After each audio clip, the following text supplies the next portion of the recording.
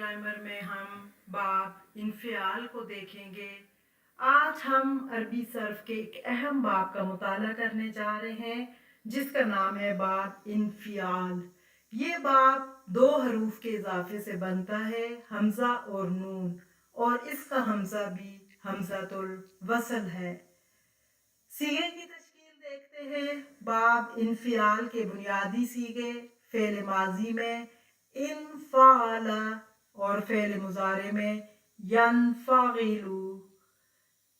Fail माजी का बुनियादी सीगा इनफाला है जो हमजातुल वसल और नून के इजाफे से बनता है, और इसके हरूफ असलिया जैसे बाब इस्तिफाल था, आखिर के तीन हरूफ असलिया हैं और इसके भी आगाज में दो हरूफ जायदा है। और फेल मुजारे यनफागिलू, फेल मुजारे में ये सीगा या के साथ शुरू होता है और ऐन कलमे पे जेर आती यानी कसरा आता है। अब हम इसकी फेल माजी की मुकम्मल गर्दान देखते हैं। बाब इनफियाल के फेल माजी के तमाम सीगों की तफसील दर्ज झेल है।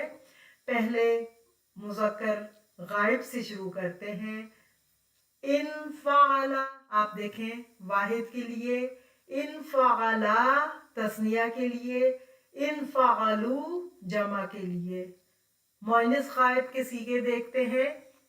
इनफालत, इनफालता, इनफालना। मुज़क्कर हाज़िर के सीगे इनफालता, इनफालतुमा, इनफालतुम। मुअन्नस हाज़िर के इनफालती, इनफालतुमा, इनफालतुन्ना। और मुतकल्लम वाहिद मुतकल्लम का सीगा है इनफालतु और जमा मुतकल्लम इनफालना। अब हम फेले मुजारे की मुकम्मल गर्दान देखते हैं। बाब इनफियाल के फेले मुजारे के तमाम सीगों की तश्कील देखें। पहले मुज़क्कर गायब के यनफाइलू, यनफाइलानी, यनफाइलून। मुअन्नस गायब तनफाइलू, तनफाइलानी, यनफाइलना। और मुज़क्कर हाज़िर तनफाइलू, तनफाइलानी, तनफाइलूना। मुअन्नस हाज़िर तनफाइलीना, तनफाइलानी, तनफाइलना।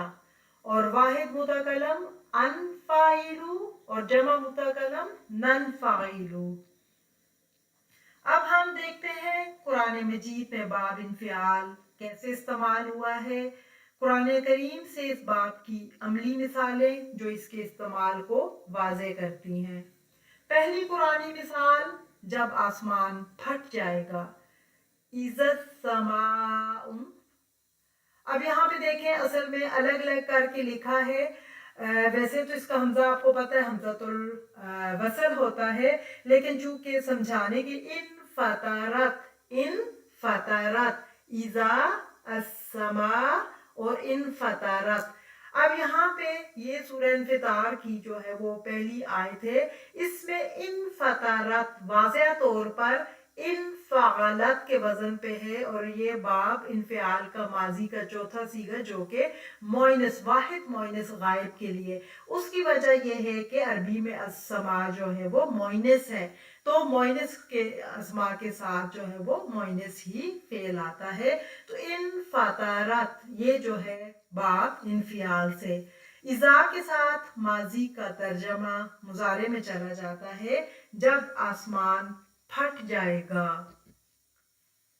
दूसरी कुरानी मिसाल सुम्मा इन सराफू। अब आप देखिए इन सराफू, इस आयत में इन सराफू बिल्कुल वाज़े तौर पर पता चल रहा है इन फालू के वजन पे है, और ये बाब इनफियाल का तीसरा सीगा यानी जमा मुज़क्कर गायब के लिए है।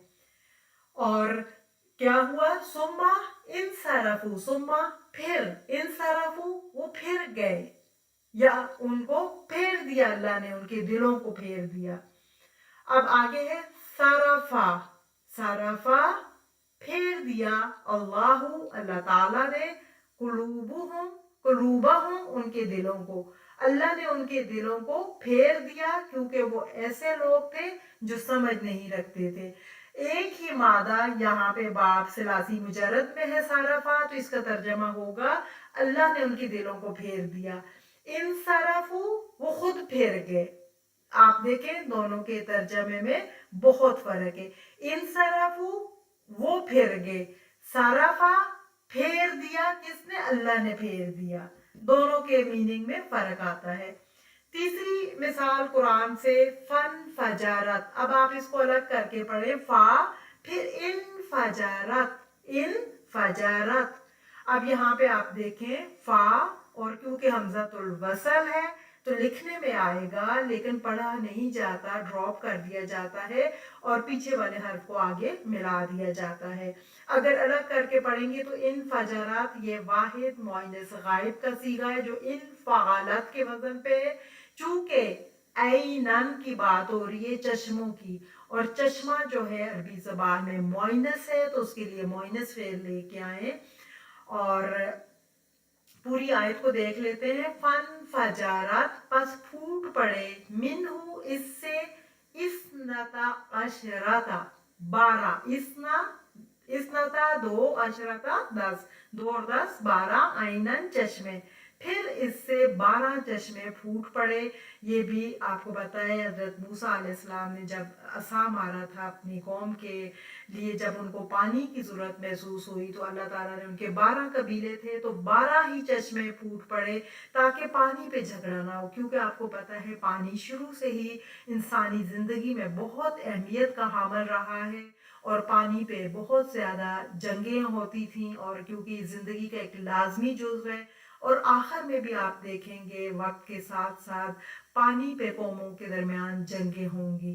تو اس لیے اللہ تعالیٰ نے 12 قبیلوں کے لیے 12 چشموں کا انتظام کیا تاکہ کوئی کسی سے لڑے نہ، ہر کوئی اپنی اپنی جگہ سے پنگھٹ سے پانی بھر لے.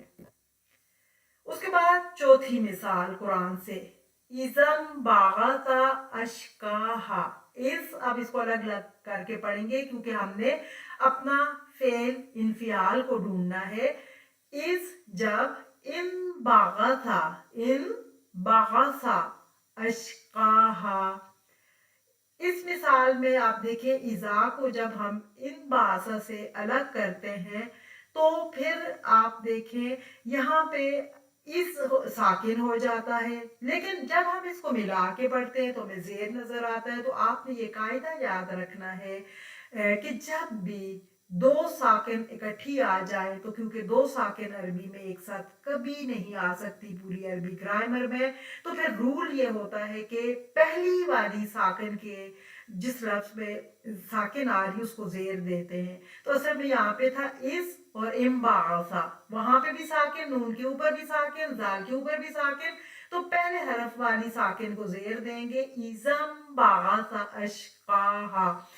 اب ہم اس کا صرفی تجزیہ کرتے ہیں. انبعث باب انفعال کا صیغہ ہے اور اس کا حمزہ حمزۃ الوصل ہے، اور جب اس کے سے پہلے کوئی بھی لفظ آئے گا تو اس کو اس سے جوڑ کے پڑھیں گے. لکھا تو رہے گا لیکن پڑھنے میں نہیں آئے گا.